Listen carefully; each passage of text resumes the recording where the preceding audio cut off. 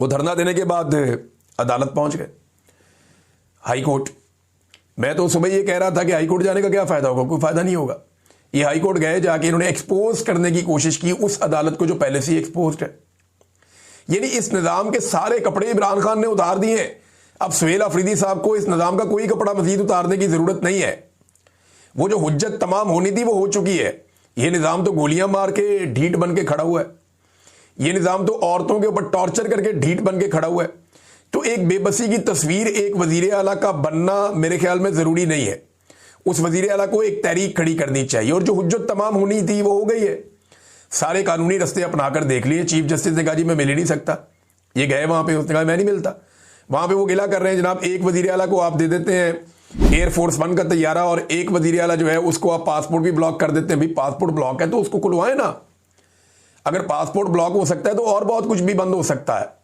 अगर आपका पासपोर्ट बंद किया है तो आप भी बहुत कुछ बंद कर सकते हैं, और अगर आप वो कुछ बंद कर देंगे तो आपका पासपोर्ट ऑटोमेटिकली खुल जाएगा। मैं इस पूरे निजाम को समझता हूं, जब तक आप इनका बाजू नहीं पकड़ेंगे ना, जब तक आप इनके ऊपर चढ़ेंगे नहीं, ये आपको आपका हक नहीं देंगे। पाकिस्तान की मिलिट्री एस्टेब्लिशमेंट की ये पॉलिसी है। ये अमेरिका से क्यों डरते हैं? अमेरिका इनका बाजू मरोड़ के इनसे अपना काम करवाता है। वो इनको गिच्ची से पकड़ के अपना काम करवाता है, ये उनका काम करते हैं। पाकिस्तानी क्योंकि मिन्नत तरला, इंसानी हकूक, इंसानियत, इखलाकियात या इन चीजों के अंदर आप फंसते हैं तो फिर नहीं होता काम। इमरान खान साहब की जो स्ट्रेटजी थी वो फ्रंट फुट पे रह के खेलते रहे इनके साथ, वो बैक फुट पे नहीं गए। तो सुहेल अफरीदी साहब ने ज्यादतियां काफी हद तक रजिस्टर कर ली हैं। अब इसके बाद बेबसी की तस्वीर बनने से निजाम को कोई फर्क नहीं पड़ता। निजाम को इस बात से कोई फर्क नहीं पड़ता कि लोग उनके बारे में क्या सोच रहे हैं, बाहर क्या राय बन रही है, पाकिस्तान के अंदर क्या राय बन रही है। उन्होंने लोगों से वोट थोड़ी लेने हैं ना, उन्होंने अपने बंदे लाने के लिए उनको वोट दिलवाने। अभी हरिपुर का इलेक्शन आपने देख लिया, बाकी इलेक्शन भी आपने देख लिए। उस सवाल ही पैदा नहीं होता। उन्हें इस बात की कोई फिक्र नहीं है। सुहेल अफरीदी साहब ने जो हुज्जत तमाम करनी थी वो हुज्जत तमाम हो चुकी है, और जो आज़ाद करवाना था इमरान खान साहब को, अब मामला इमरान खान साहब से मुलाकात तक आके अटक गया है। यानी इमरान खान को आज़ाद करवाना मेन मकसद था, लेकिन अब आज़ाद करवाना तो बहुत दूर की बात है। इमरान खान साहब से मुलाकात भी पाकिस्तान तहरीक इंसाफ के लिए एक बहुत बड़ा टास्क बनती जा रही है। राणा सनाउल्लाह साहब ने वजह बताई जनाब कि क्यों नहीं इमरान खान साहब से मुलाकात करवाई जा रही। वो कहते हैं इमरान खान साहब सेहतमंद है, एक्सरसाइज कर रहे हैं, खाना भी ठीक मिल रहा है, जेल में कंफर्टेबल माहौल मिल रहा है जो उन्होंने किसी को नहीं दिया। मुलाकात ना कराने की वजह यह है कि वो तहरीक चलाने की बात करते हैं और ट्विटर पर मुल्क के खिलाफ जहर उगलते हैं और साजिशी बयानियां फैलाते हैं। तो राणा साहब इसकी वजह से आप एक आईनी और कानूनी हकूक ही मुअत्तल कर देंगे एक कैदी के। अब ये बयानिया बार बार बनाया जा रहा है, आता तारड़ा आ जाते हैं, कभी कोई और आ जाता है, वो सारे आकर ये कहते हैं जी इमरान खान साहब तो जेल में बड़े कंफर्टेबल हैं, उनको महल जैसा माहौल मिला हुआ है, मर्जी के खाने मिल रहे हैं। ऐसी जेल आज तक ना नवाज शरीफ ने काटी ना जरदारी ने काटी। ये लोग सोच भी नहीं सकते जैसी जेल में इमरान खान साहब को रखा हुआ है। नवाज शरीफ की जेल के बारे में उनके अपने साथी और सहाफी बता चुके हैं कि मियां साहब की मौजों वाली जेल थी।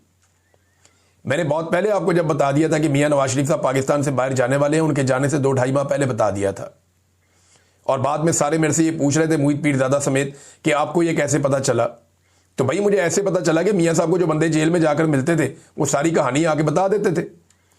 मियां साहब के तो जनाब फिजियोथेरेपी जो है वो जेल के अंदर होती थी, बाकायदा उनको एक महल नमा एरिया दिया हुआ था जेल के अंदर साइड में। इमरान खान को एक छोटे से सेल में बंद किया हुआ, उसकी तस्वीरें आप सबने देखी हुई है, दोबारा देख लें आप। ये इमरान खान साहब की हालत है, ये उनका सेल है, इसके अंदर इमरान खान साहब को बंद किया हुआ है, और बाहर एक बरामदा है, उसके अंदर चंद घंटों के लिए निकालते हैं और फिर वापस अंदर बंद कर देते हैं। गर्मियों और सर्दियों के अंदर उसको यहीं पे गुजारा करना है। ये मैक्सिमम 6x8 का 10 का इतना छोटा सा ये एक है, इसके अंदर ही वॉशरूम है।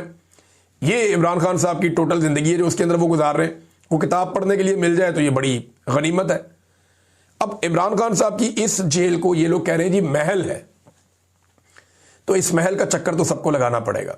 तो क्या ये जितने भी लोग हैं इस महल के अंदर 2 दिन गुजार सकते हैं? बहुत मुश्किल है। एक दफा फिर एक वफाकी वजीर ने इमरान खान साहब को कत्ल करने की धमकी दी है, और ये एक दफा नहीं कई मरतबा इमरान खान साहब को कत्ल करने की धमकी दी जा चुकी है।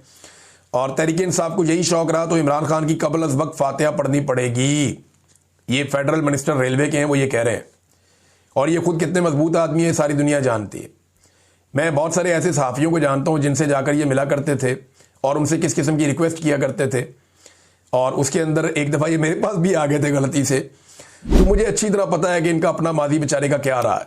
ये कमज़ोर लोग हैं, इनका कोई कैरेक्टर नहीं है, ना सारी जिंदगी कोई कैरेक्टर बिल्ड कर पाए। बस इनका यही है कि नवाज शरीफ का किसी तरह दाव लगा रहा है और उसके साथ हमारा दाव लगा रहा है। अपना किरदार ये कभी बिल्ड नहीं कर पाए, कभी बना नहीं पाए, और इतने बड़े लीडर को कत्ल की धमकियां दे रहे हैं कि जनाब इमरान खान साहब की फातिहा पढ़ दी जाएगी। ये अगर ऐसा करने का किसी ने कुछ सोचा भी तो पाकिस्तान के अंदर वो सूरत-ए-हाल पैदा हो जाएगी जो फिर किसी के कंट्रोल में नहीं होगी। जावेद हाशमी साहब ये कहते हैं कि इमरान खान को नुकसान पहुंचाना ना इस टाउट रिजीम के बस की बात है और ना ही आसिम मुनीर में इतनी हिम्मत है। पहली बार कोई लीडर इस तरह ये जंग लड़ गया है। अब कौम को खुद निकलना होगा, कौम को तो निकलना पड़ेगा। इमरान खान ने कौम के लिए इतनी मार खा ली, इतनी लड़ाई लड़ ली, अब अगर ये कौम अपने लिए खुद नहीं निकलेगी तो वो अपना मौका ज़ाया करेगी और कुछ नहीं करेगी। जावेद हाशमी के अलावा इमरान खान साहब की बहनों ने भी ये कहा कि अगर इमरान खान को कुछ हुआ तो ये इनकी नस्लें तबाह हो जाएंगी जो लोग ये करेंगे। और मैं आपको कैटेगोरिकली कह रहा हूं कि इस वक्त पाकिस्तान के रजीम के जो मालिकान हैं, जिनमें आसिम मुनीर साहब हैं, शहबाज शरीफ साहब हैं, नवाज शरीफ साहब हैं, जरदारी साहब हैं, इनकी नस्लें पाकिस्तान में सियासत करने को तरस जाएंगी। इनकी नस्लें पाकिस्तान में अपनी बका के लिए तरस जाएंगी। जो इनके साथ पाकिस्तानी अवाम करेगी अगर खुदा ना खास्ता इमरान खान को कुछ हुआ तो। और जो मैं कह रहा हूं ना, ये होना ऐसे ही है जैसे मैंने एक दफा पहले अर्ज किया था कि आप फंस जाएंगे, ये पंगा मत लेना, ये आपके गले में पड़ जाएगा जलता हुआ टायर और आपसे ये ढोल नहीं बजेगा। मैंने इनको ये पहले कहा था, इन्होंने बात नहीं मानी, ये फंस गए। अब मैं दोबारा ये गुजारिश कर रहा हूं कि अगर इमरान खान को कुछ भी हुआ जेल के अंदर तो इनकी नस्लें जो हैं वो इसको भुगतेंगी बाद में। इमरान खान साहब की बहन अलीमा खानम साहिबा, उन्होंने ये बताया कि 9 दिन पहले हमें बताया गया कि जब तक आसिम मुनीर की तौसीह का नोटिफिकेशन नहीं आ जाता किसी को भी इमरान खान से मिलने नहीं दिया जाएगा। हम आज तक ये नहीं समझ सके कि किसी की तौसीह का खानदान के आईनी और कानूनी हक या मुलाकात से क्या ताल्लुक है। अगर एक खानदान का हक कैसे, यानी आखिर एक खानदान का हक जो है वो कैसे हुकूमत किसी मुलाजिम की तौसीह से जोड़ा जा सकता है कि हुकूमत का एक मुलाजिम है, सरकारी मुलाजिम है, आर्मी चीफ, अब एक ऑफिसर है सरकारी, एक दिन रिटायर हो जाएगा। इमरान खान की मुलाकात का हक कैसे छीना जा सकता है एक सरकारी मुलाजिम की तौसीह के मामलात के साथ जोड़कर।